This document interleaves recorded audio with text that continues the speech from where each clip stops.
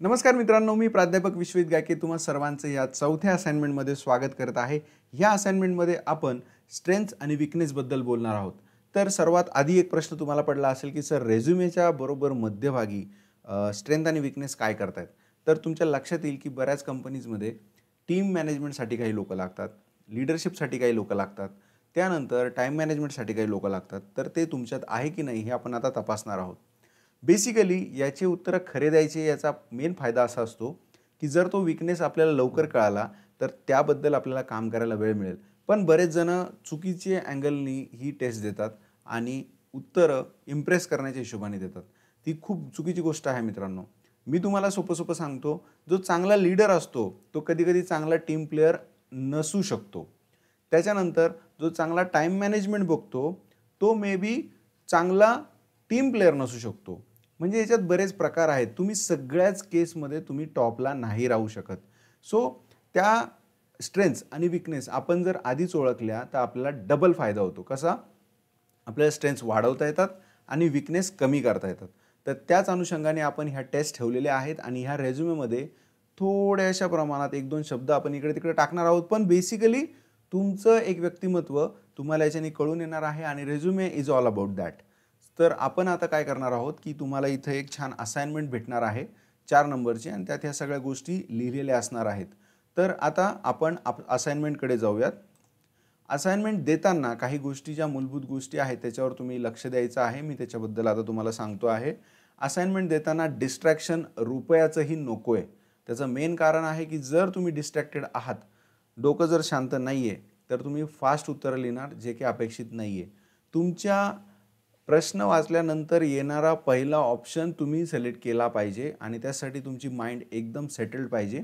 तर एक रेकमेंडेड आहे, पहिली गोष्ट की दिवसाच्या सुरुवातीलाच ही टेस्ट द्यायची आहे किंवा खूप जास्त निवांत तुम्ही असल्यावर टेस्ट द्यायची आहे। घाई गडबडीत प्लीज ही टेस्ट देऊ नका। स्ट्रेंथही नाही आणि वीकनेसही नाही। दुसरं, इम्प्रेस करायच्या भानगडीत पडू नका। सर मी हे उत्तर लिहिल्यावर समोरचा इम्प्रेस होईल, बिलकुल नाही। आपण हा स्कोर कोणालाच दाखवणार नाहीये आणि याच्याने काहीच निष्पन्न होणार नाहीये। हा फक्त आणि फक्त ही टेस्ट फक्त तुमच्यासाठी आहे। तुम्हाला तुमच्या स्ट्रेंथ्स लक्षात याव्या।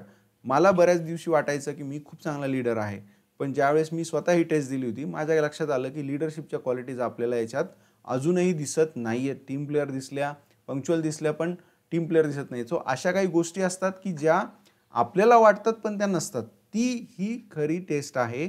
त्यामुळे प्लीज इम्प्रेस करायच्या भानगडीत पडू नका। सगळे क्वेश्चनचे आन्सर व्यवस्थित लिहायचे आहेत आणि सर्वात महत्त्वाचं, खूप विचार नाही करायचा की हे लिहिल्यावर काय उत्तर येईल, हे लिहिल्यावर काय उत्तर येईल, असा विचार नाही करायचा आहे।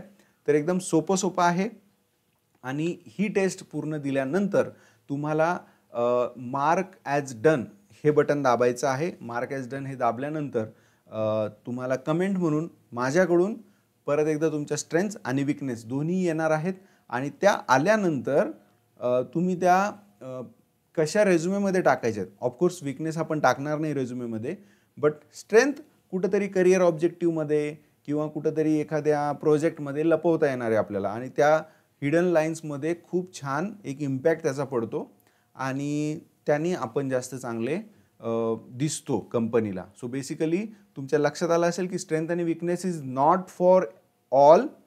ते फक्त आणि फक्त तुम्हाला दिसणार आहे। बेसिकली स्ट्रेंथ आपण कुठेतरी टाकणार आहोत, वीकनेस हे तुमच्यासाठी आहे की तुम्ही तिच्यावर काम करायचं आहे। जर तिथं प्रोक्रॅस्टिनेशन जर तुमचं वीकनेसमध्ये लिहून आलं की तुम्ही काम पुढे ढकलताय तर साहजिक आहे त्याच्यावर थोडंसं नियोजन बनवणं हे आता तुम्हाला शिकावं लागणार आहे आणि अशाच बऱ्याचशा गोष्टी त्या टेस्टमध्ये आहेत। तर मित्रांनो, करिअर टेस्ट आणि वीकनेस टेस्ट दोन्ही टेस्ट एकदम इमानदारीने आणि शांत वेळेत द्यायचे आहेत आणि ऑल द बेस्ट तुम्हाला। ही असाइनमेंट कंप्लीट झाल्यावर आपण पुढच्या असाइनमेंटकडे वळणार आहोत। तर सर्वांना ऑल द बेस्ट आणि काही डाऊट्स असतील तर प्लीज व्हॉट्सॲप करू शकता। थँक्यू।